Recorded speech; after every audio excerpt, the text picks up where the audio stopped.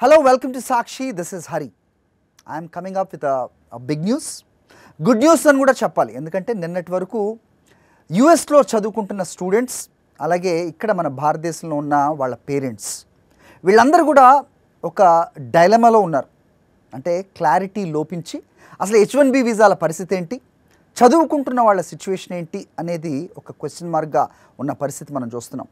అయితే నిన్న అంటే అక్టోబర్ 20న USCIS అంటే United states citizenship and immigration services వీళ్ళు ఒక మార్గదర్శకాలు అంటే ఒక గైడెన్స్ రిలీజ్ చేశారు.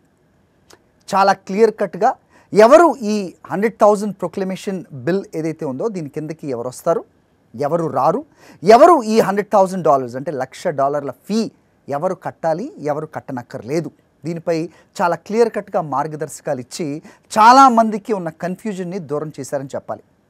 ఈ క్రమంలో మన భారతదేశం గురించే మాట్లాడితే ఇక్కడున్న పేరెంట్స్ అవ్వచ్చు, అలాగే H1B హోల్డర్స్ అవ్వచ్చు, వీళ్ళందరికీ కూడా ఒక క్లారిటీగా నేను ఇప్పుడు ఈ వీడియో చేస్తున్నాను. రైట్, ఫస్ట్ ఆఫ్ ఆల్ ఈ ప్రొక్లమేషన్ కిందకి ఎవరు వస్తారు ఎవరు రారది అనేది చూస్తే కనుక ముందుగా స్టూడెంట్స్ గురించి మాట్లాడదాం. Because the biggest confusion point was lies about students. ఈ స్టూడెంట్స్లో ఇప్పుడు ప్రస్తుతం F1 స్టేటస్ మీద అంటే గ్రాడ్యుయేషన్ అవ్వచ్చు, మాస్టర్స్ అవ్వచ్చు, ఇప్పుడు అక్కడ చదువుతున్న వాళ్ళు F1 స్టేటస్ మీద లీగల్గా చదువుతున్న వాళ్ళు ఎవరైతే ఉంటారో వాళ్ళు ఈ సంవత్సరం కానీ లేదంటే వచ్చే సంవత్సరం కానీ యూనివర్సిటీస్ నుంచి బయటకు వచ్చినట్టయితే కనుక F1 నుంచి H1 స్టేటస్కి చేంజ్ ఆఫ్ స్టేటస్ అంటారు దాన్ని. ఆ చేంజ్ ఆఫ్ స్టేటస్ అయినప్పుడు ఈ 100,000 ఫీజు అనేది వర్తిస్తుందా, ఒకవేళ వర్తిస్తే కనుక మనల్ని ఎవరు తీసుకుంటారు, ఎందుకంటే మనకి ఎక్స్పీరియన్స్ ఉండదు. Because we just come out of the university, maybe చేసుంటే కనుక ఇంటర్న్ చేసుంటాం లేకపోతే ఓపీటీలో చేసుంటాం. సో దాని అంత మాత్రాన మనకి ఉద్యోగాలు రావు. ఒకవేళ మన దగ్గర క్యాలిబర్ స్కిల్ టాలెంట్ ఉన్నప్పటికీ మనల్ని $1,00,000 ఖర్చు పెట్టి ఏ కంపెనీ హైర్ చేసుకుంటుంది అనేది ఒక చాలా వరీడ్ పాయింట్గా ఉండింది. వాళ్ళందరికీ ఇది చాలా రిలీఫ్ ఇచ్చే వార్తనైతే ఖచ్చితంగా చెప్పచ్చు. ఎందుకంటే సో ఈ సంవత్సరం కానీ వచ్చే సంవత్సరం కానీ ఆపై సంవత్సరం కానీ ఎవరైతే యాజ్ ఆన్ 21 సెప్టెంబర్ 12:01 అర్ధరాత్రి 12:01 సెప్టెంబర్ 21, 2025 అంతకు ముందు ఎవరైతే అమెరికాలో ఉంటూ ఉన్నారో who are residing in United States on F1 visa study visa మీద ఉంటున్న వాళ్ళు ఆ తర్వాత అంటే ఈ సంవత్సరం అవ్వచ్చు, నెక్స్ట్ ఇయర్ అవ్వచ్చు, యూనివర్సిటీస్ నుంచి బయటకు వచ్చి F1 నుంచి H1కి అప్లై చేసుకొని వాళ్ళ చేంజ్ ఆఫ్ స్టేటస్ అప్లై చేసుకొని అది H1కి వచ్చిన తర్వాత కూడా వాళ్ళకి ఈ $1,00,000 ఫీ అనేది వర్తించదు. ఇక్కడ నేను ఇంకోటి చెప్పాలి, వాళ్ళకి వర్తించదు అంటే I'm not saying or I never said $100,000 H1B ఏదైతే వీసా సీకర్ ఎవరైతే ఉంటారంటే ఆ వీసా ఎవరికి కావాలి అప్లై చేసుకుంటున్నారో వాళ్ళు ఎప్పుడూ కట్టాలి అనేది ఏ ప్రొక్లమేషన్ ఆర్డర్ కూడా చెప్పలేదు.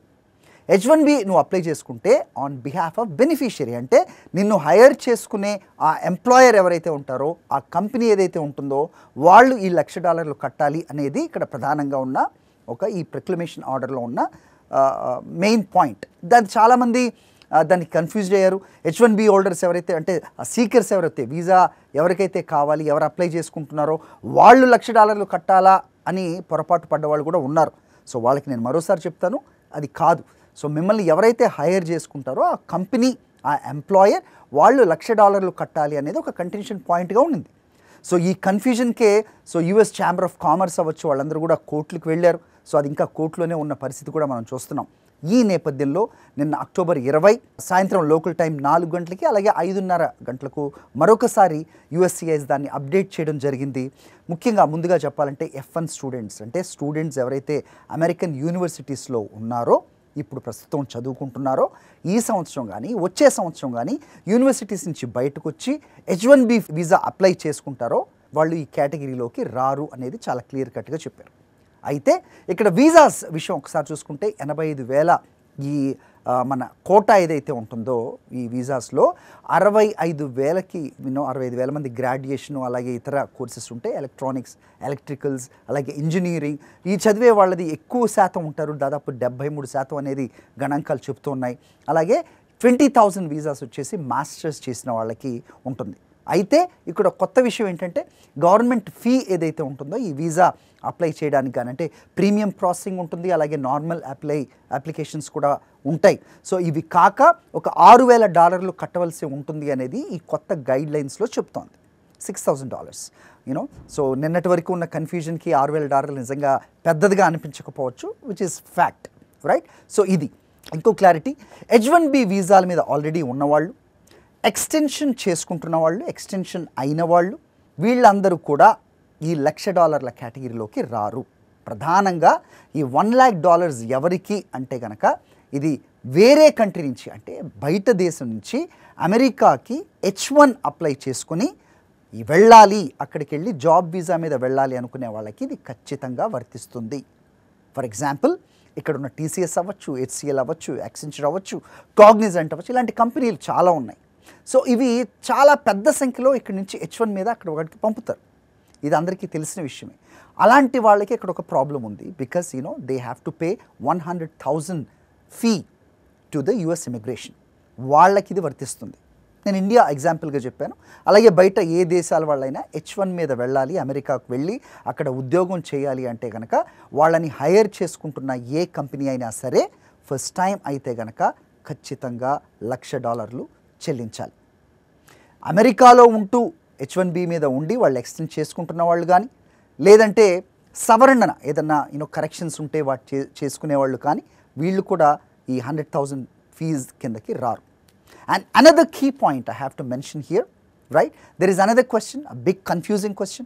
ఎక్కడ ఏ సోషల్ మీడియాలో ఏ న్యూస్ చూసినా, ఇంక్లూడింగ్ అమెరికాలో ఉంటున్న అటార్నీస్తో లా ఆఫీసర్స్తో మాట్లాడినా వాళ్లకు కూడా క్లారిటీ లేని విషయం. ఈరోజు నేను మీకు చెప్పే క్లారిటీ ఏంటంటే అకార్డింగ్ టు USCIS నిన్న గైడ్లైన్స్ ఇచ్చిన ప్రకారం, లెట్స్ సే ఒక స్టూడెంట్ ఉన్నారు అమెరికాలో, ఈ సంవత్సరమో లేదంటే నెక్స్ట్ ఇయరో F1 మీద ఉన్న స్టూడెంట్ గ్రాడ్యుయేషన్ అయ్యి యూనివర్సిటీ నుంచి బయటకు వస్తారు, వాళ్ళు H1 అప్లై చేసుకుంటారు.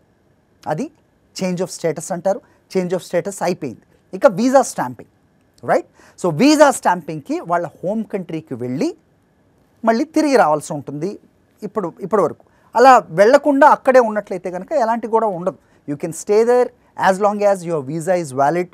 You can be on that change of స్టేటస్లో ఉండొచ్చు, అక్కడ ఉండొచ్చు. కానీ once you are back in the country అంటే హోమ్ కంట్రీ, మీరు ఇండియాకి వచ్చినట్టయితే ఇక్కడ స్టాంపింగ్కి వెళ్తాం. బికాజ్ అప్రూవల్ లెటర్స్ అన్నీ ఉంటాయి అక్కడ US ఇమిగ్రేషన్ దగ్గర నుంచి.